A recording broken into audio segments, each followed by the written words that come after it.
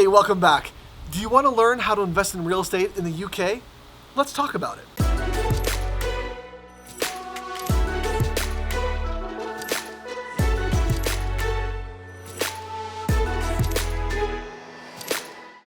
Hey friends, Stephen Michael Miller here, and we're here today to talk about buying real estate in the UK.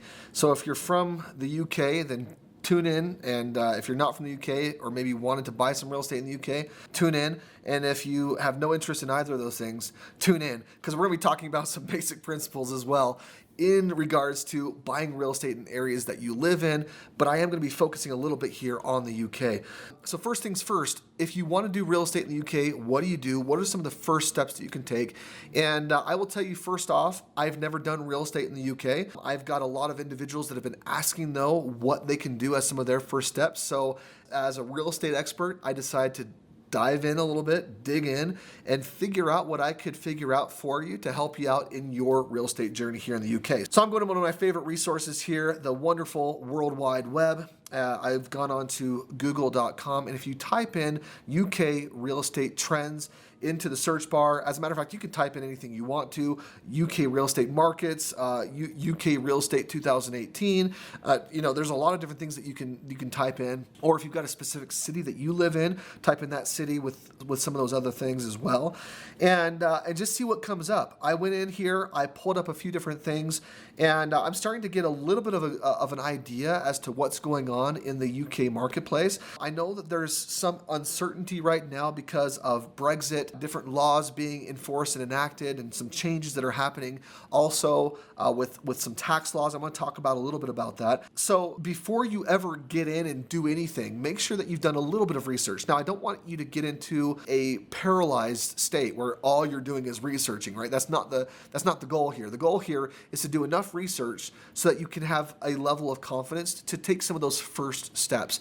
This doesn't mean that you're diving all in and doing everything right, as fast as you possibly can, but you do want to do enough research to take some confident steps forward. So I've done some research here, and I want to help you understand kind of what I've looked through. First of all, I want to go into an article that I found here. This is on moneyweek.com, and it talks about how a lot of people are blaming Brexit for the UK housing market being fragile. There's other articles that I've found that have said, hey, don't expect necessarily an economic boom in the real estate marketplace. Don't also expect a massive crash. Probably neither of those things are going to be happening here in 2018 or even necessarily 2019 for that matter. But it's good to understand kind of what's happening, what's going on. There is a little bit of an exodus that's happening right now in the landlord arena. As a matter of fact, landlords are beginning to feel they're being squeezed a little bit. They're feeling this squeeze from a number of different areas right now.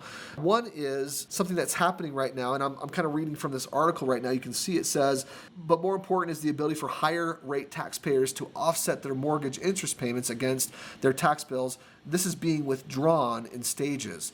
The squeeze began last year, and it will be entirely withdrawn in April 2020. In other words, if you're a landlord and you've been offsetting some of your income tax with the ability to write off that interest, on the mortgage interest or different things like that, that's no longer going to be allowed. That's actually going completely away by 2020. That's a big deal. I know in America, investors here in America love the ability to write off that interest that you're paying towards that mortgage fee. This is often called buy to let or being a landlord, right? A buy to let. So you buy it with the purpose of renting it out or letting that property out to other people. And that tax benefit looks like is going away here in the UK. That's one reason why a lot of people are getting out of the real estate market, I think, right now in the UK. And they also mentioned, they said this is one thing that's going to keep those accidental landlords maybe out of the marketplace, right? Someone who bought a property maybe as a short term, or maybe they had a property that they were moving to a new one and they became an accidental landlord. That's probably going to happen less and less and less as people begin to reconcile their tax bills. At the, as the end of the year comes and they have to do taxes, there are going to probably be a lot more people that are going to be jumping out because it's just not worth it to them anymore because of some of that squeeze. So that's one thing that's happening. Just to help you understand kind of what we're talking about, the scale of what we're talking about, this isn't necessarily the biggest thing in the world, but it is significant enough to take a look at. It says here, last year, according to a state agency countrywide, landlords bought 12.5% of homes sold in the UK. This is a 9-year low compared to 14.7% in 2016 and 16.3% in 2015. So this is one of the biggest drops that we've seen. And because of this, a lot of people are starting to buy homes cash. Now, the reality for a lot of landlords is they can't afford to just buy homes cash, right? And so if you're looking to get a mortgage on a property, but we're counting on being able to write off that mortgage interest, that may keep you out of the game now. So just something to be aware of. The abolition of tax relief isn't the only thing. It says it right here. Buy-to-let mortgages are typically also interest-only loans. In the UK, we've seen a gradual increase in interest rates, and this is something that they're expecting to continue. So if interest rates increase and you've been getting these interest-only loans and writing off the taxes on those, and those are going to be going away, or at least the ability to write off those taxes, those interest rates keep growing, then your rate, if you're getting an interest-only loan, is going to be growing proportionally to that interest growth. If you had a normal loan, then it's offset a little bit by the principal that you're paying, right? It doesn't grow in proportion. That also is going to put a massive squeeze on landlords in the UK. Another reason why maybe you're looking to invest other places, or just something to be aware of as you're looking maybe also to invest in the UK.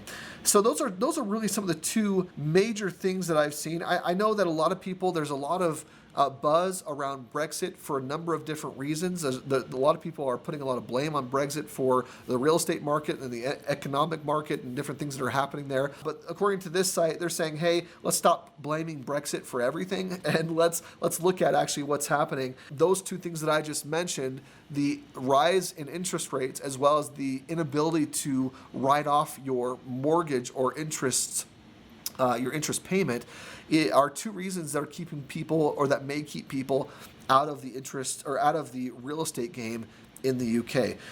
So as I looked at that, then I thought to myself, okay, well, what would I want to do? I mean, if I've got capital in the UK and I want to invest in real estate, how do I get into the real estate game? And one of the things I want to help everyone understand is that the real estate game isn't just a local game anymore. We live in a global economy. We have access to more information, more resources, more people, more expertise than we've ever had access to in our entire world, in our entire lifetime, and before.